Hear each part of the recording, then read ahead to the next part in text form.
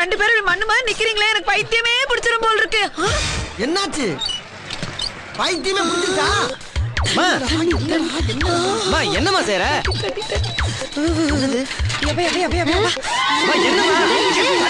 தண்ணி எடுத்து ஊத்துறா. எதுக்குமா? தள்ளு தள்ளு தள்ளு.